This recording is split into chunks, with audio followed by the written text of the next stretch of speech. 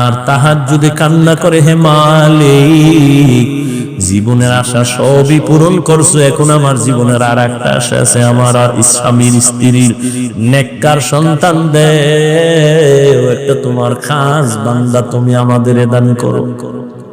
দুইজনে যখন দোয়া শুরু করেছি, গভীর রাতে আল্লাহর আদালতে দোয়া কবুল হয়ে গেল। ভালো একটা নেককার সন্তান তাদের গর্ভে চলে আসলো। যুবকেরা খেয়াল করিও, ভালো একটা সন্তান তাদের গর্ভে চলে আসলো। এবারে ইবাদত চলতেছে, কান্না চলতেছে, দোয়া চলতেছে। সন্তান যখন দুনিয়াতে আসে, দুনিয়াতে আসার পর এবার প্রথম কাজ হলো ডান কানে আজান দিবে, বাম কানে ইকামতের আওয়াজ দিবে। এবার আওয়াজ দেওয়াই হয়ে গেল সুন্নত অনুযায়ী। এবার দ্বিতীয় হক, 7 দিন যখন হবে চুল ফালাবে, একটা সুন্দর নাম রাখবে। চুল ফালাইয়া নবীর তরিকে একটা সুন্দর নাম রাখছে, শেষে নামটা বলবো, বাসায় গিয়া নামটা খুঁজাই ইতিহাস খুঁজে বের করবি। নাম রাখছে সুন্দর। এরপরে মা বাবার হক হলো সন্তানের আদব শিক্ষা দাও।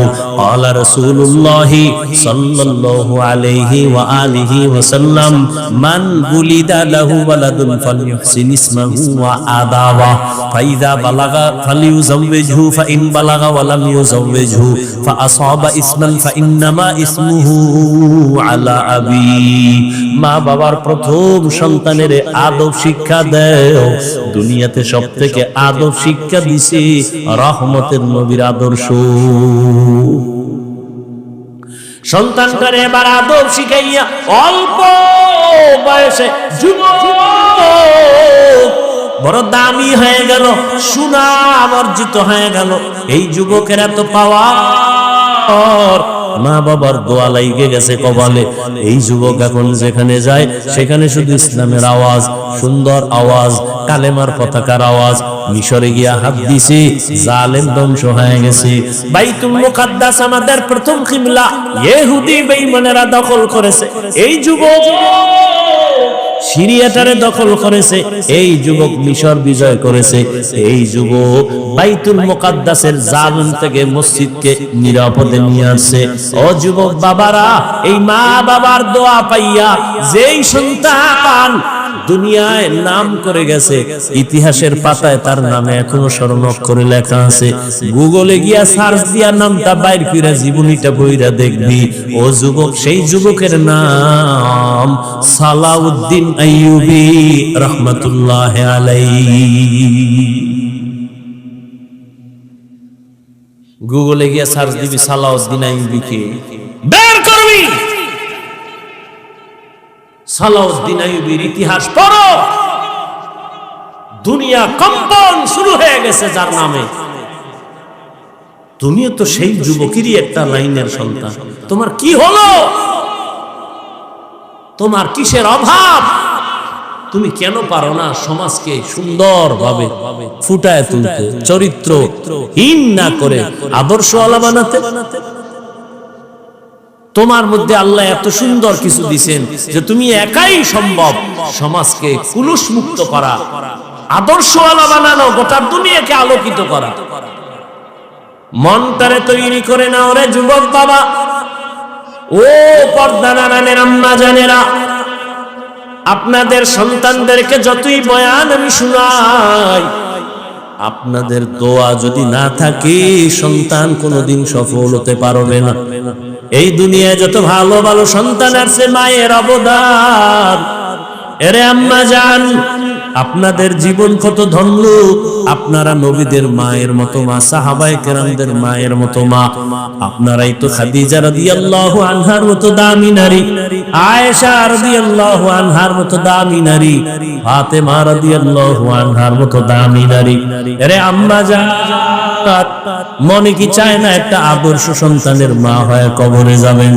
সন্তানটারে ডাক্তার বানাবেন, ইঞ্জিনিয়ার, প্রফেসর বানাবেন, বেয়াদব বানাবেন না। আদবওয়ালা সন্তান যদি রেখে যান, ডাক্তার হবে, ডাক্তারি করিয়াও কোরআন পড়ে পড়ে মা বাবার জন্য দোয়া করবে। ও পর্দার আড়ালের মা, আপনার মতো কত মা এখন ওই অঞ্চলে পাওয়া যাবে। পর্দা করে, নামাজ পড়ে, বেপর্দায় চলে না, নামাজ ছাড়ে না, মোবাইলে সময় নষ্ট করে না, স্বামীর মাল হেফাজত করে, খেয়ানত করে না। এরে আম্মা জান, আপনি কেন পারবেন না? এখনো সময় আছে, তওবা করেন। জীবনে আর নামাজ ছাড়বেন না, বেপর্দায় চলবেন না। মা বাবা হইয়া সন্তানকে আদর্শ ডাক্তার বানানোর মেহনত করবেন, আদর্শ ইঞ্জিনিয়ার প্রফেসর বানায় যাবেন। এখনো সময় আছে, তওবা করে মনে মনে আল্লাহর কাছে বলতে থাকেন, জীবনে স্বামীর মাল খেয়ানত করবেন না, মোবাইলে সময় নষ্ট করবেন না। ও আমার যুবক বাবারা, এখনো সময় আছে, তওবা করে নাও। মনেরে বুঝাইও রে মন, আমার মতো যুবক যদি স্কুল কলেজে পড়িয়া নামাজ পড়ে, আমি কেন পারবো না? আমার কপাল কেন এত খারাপ? এখন থেকে তওবা করো, মনে মনে আল্লাহকে বলো, হে আল্লাহ, জীবনে নামাজ ছাড়বো না, বেপরদায় চলবো না, দাড়ি কাটবো না, মা বাবারে কষ্ট দিব না, উলামায়ে কেরামের দোয়া নিয়া, শিক্ষকের দোয়া নিয়া, নবীর তরিকা মেনে চলবো। ও আমার বৃদ্ধ বাবাজিরা, আপনার মতো কত বুড়া মানুষ এখনো হাতে লাঠি নিয়ে মসজিদে গিয়ে নামাজ আদায় করে, আপনারা কেন পারবেন না? এখন থেকে তওবা করে তৈরি হয়ে যান। আল্লাহ আজরাইল আসার আগে আমি তওবা করে তৈরি হয়ে যাব। কোন দিন মরণ হবে জানা নাই। আর নামাজ ছাড়বো না, বেপরদায় চলবো না, মা বাবার দোয়া নিয়ে চলবো, শিক্ষকের দোয়া নিয়ে চলবো। আর কোনদিন নামাজ ছাড়বো না, বেপরদায় চলবো না, আল্লাহর নবীর তরিকার বাহিরে চলবো না। তওবা করার মতো যদি অন্তর তৈরি হয়, অন্তরে যদি কোনো মুনাফিকি না থাকে, যাদের অন্তরে তওবার খাঁটি নিয়ত আছে, খাঁটি তওবার নিয়তে দুটো হাত আল্লাহকে দেখাইয়া দাও। আয় আল্লাহ, হাতগুলো কবুল করে নেন, তওবা কবুল করে নেন।